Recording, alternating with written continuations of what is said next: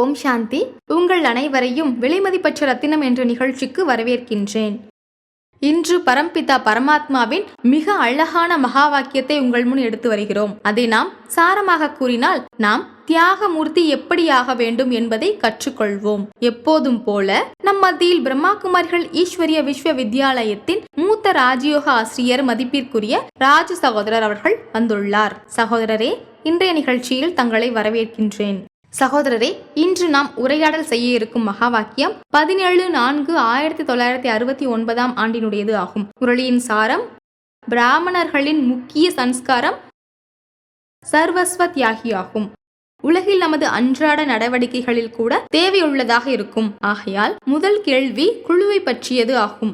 ஒரு குடும்பத்தில் 2, 4 அல்லது சில நேரங்களில் 6 பேர் கூட வசிக்கின்றனர். குழுவில் ஒற்றுமை மிகவும் முக்கியமானது. ஒற்றுமையுடன் கூடவே அன்பும் மிக மிக அவசியமானது. குழுவின் 4 முக்கிய அவசியமான விஷயங்களை பரமாத்மா இந்த முரளியின் மூலம் கூறியுள்ளார். அந்த 4 விஷயங்களை பற்றி நீங்கள் கொஞ்சம் தெளிவுபடுத்த விரும்புகின்றோம். குழுவுக்கு தேவை ஆன்மீக சிநேகம். எந்தளவு மற்றவர்களுடன் அன்பு ஏற்படுகின்றதோ அந்தளவு அவர்களுடன் சேர்ந்து செயல்புரிய முடியும். மேலும் அன்பு கூட நெருக்கமாக ஏற்படுகின்றது. அந்தளவு நெருக்கமான சம்பந்தம் என்பது உள்ளது. அச்சமயத்தின் அன்பின் ஆதாரத்தில் சேவைகள் அதிகரிக்கின்றது. நெருக்கமான சம்பந்தம் மேலும் அன்பும் இரண்டுமே முக்கியமானது ஒன்று. குழுவில் தங்களுக்குள் அன்பும் நெருக்கமும் இருக்க வேண்டும். இந்த விஷயத்தை விசேஷமாக பாபா கோடிட்டு கூறுகின்றார். 3வது விஷயம், ஏதாவது ஒரு நபர் எந்த ஒரு சேவைக்கு பொறுப்பு ஏற்றுக்கொள்கின்றாரோ அவர் அதை சரியாக செய்கின்றாரா? பொறுப்பை ஏற்பது என்பது வேறு விஷயம். ஆனால் பொறுப்பை ஏற்றுக்கொண்டு அந்த காரியத்தை சரியான நேரத்தில் முழுமையாக செய்ய வேண்டும். அப்பொழுது அவர் மீது அனைவரின் அன்பும் ஏற்படும். 4வது விஷயம் பாபா கோடிட்டு காட்டி இருக்கின்றார். அதாவது வாழ்வில் தாரணையில் இருக்க வேண்டும். அதாவது நம்முடைய பேச்சு, நடத்தை, அமருவது, செல்வது அனைத்தும் பாபா கூறியபடி இருக்க வேண்டும். நாம் மற்றவர்களுக்கு மரியாதை கொடுக்க வேண்டும். ஞான யோகத்தில் இருக்க வேண்டும். பாபா கூறுகின்றார், நம் வாழ்வில் சில நேரங்களில் அனைவருடன் இணைந்திருக்க வேண்டும். அது நம்மை மரியாதைக்கு உரியவராக ஆக்குகின்றது. அதன் மூலம் மற்றவர்களுக்கும் நம் மூலம் பிரேரணை என்பது கிடைக்கின்றது.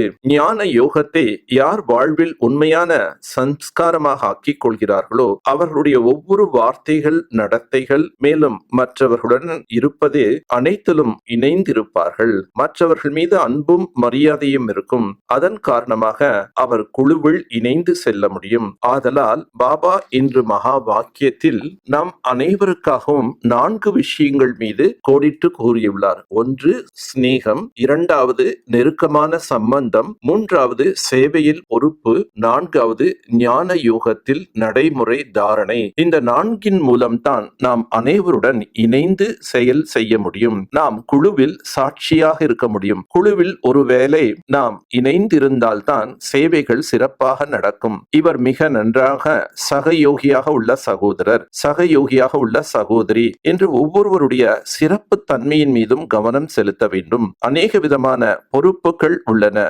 யாராவது ஒருவர் பொறுப்பாளராக இருந்தால் எந்த ஒரு காரியத்தின் பொறுப்பை ஏற்றுக்கொள்கிறாரோ அந்த பொறுப்பாக இருக்கக்கூடியவர்கள் மீது அனைவருக்கும் மரியாதை என்பது ஏற்படுகின்றது.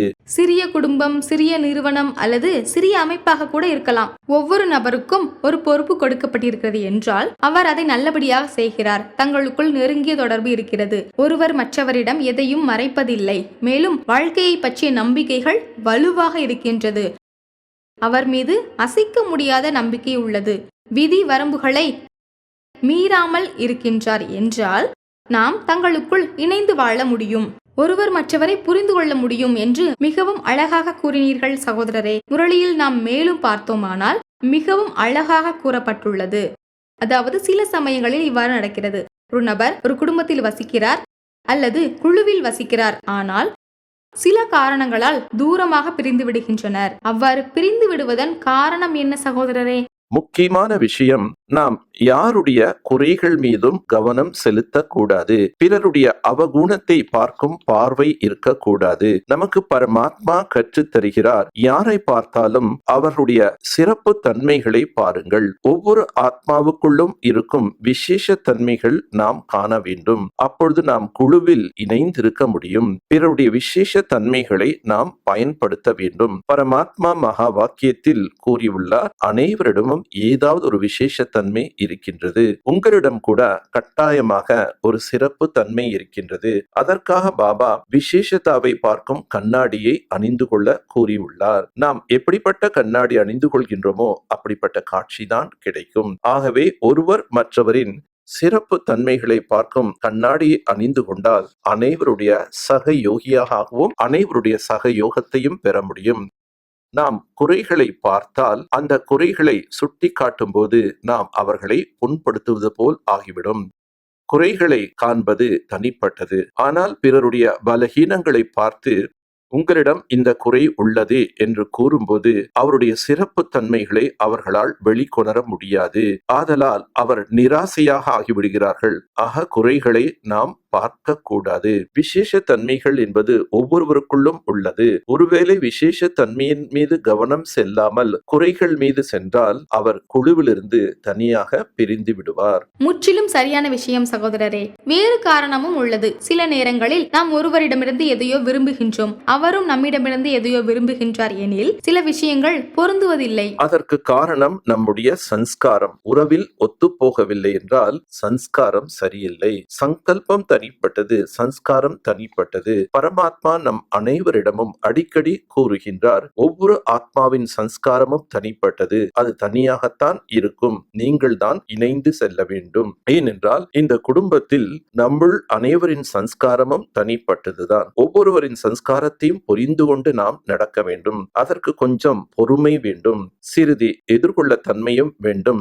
சிறிதை நாம் மறக்கவும் வேண்டும். ஒருவேளை நாம் ஒவ்வொருவரின் சன்ஸ்காரத்தையும் கண்டுகொண்டே இருந்தால் இவருக்குள் இந்த சண்டை போடுகின்ற சம்ஸ்காரம் உள்ளது, அவருக்குள் அதிகமாக பேசக்கூடிய சம்ஸ்காரம் உள்ளது என்று அனைவரின் சன்ஸ்காரத்தை நாம் பார்த்து கொண்டே இருக்கக்கூடாது. ஒருவேளை வேறுபட்ட சன்ஸ்காரங்கள் கூட இணைந்து செல்ல விரும்பினால் அவர்களது சன்ஸ்காரத்தை புரிந்து கொண்டு நாம் இணைந்து செல்ல வேண்டும். சகோதரரே, இணைப்பதற்கு என்ன செய்ய வேண்டும்? இணைந்து செல்வதற்காக நாம் பணிவுத்தன்மையோடு இருக்க வேண்டும், மரியாதை கொடுக்க வேண்டும், சில விஷயங்களை மறக்க வேண்டும். நாம் அதிகமான ஆசை வைக்க கூடாது. நான் எப்படி விரும்புகின்றேனோ அப்படியே இவர்கள் செய்ய வேண்டும். ஒருவேளை மற்றவர்கள் மீது அதிகமான ஆசை வைத்தால் அவர்கள் செய்யவில்லை என்றால் நமக்கு மனம் பாரமாகிவிடும்.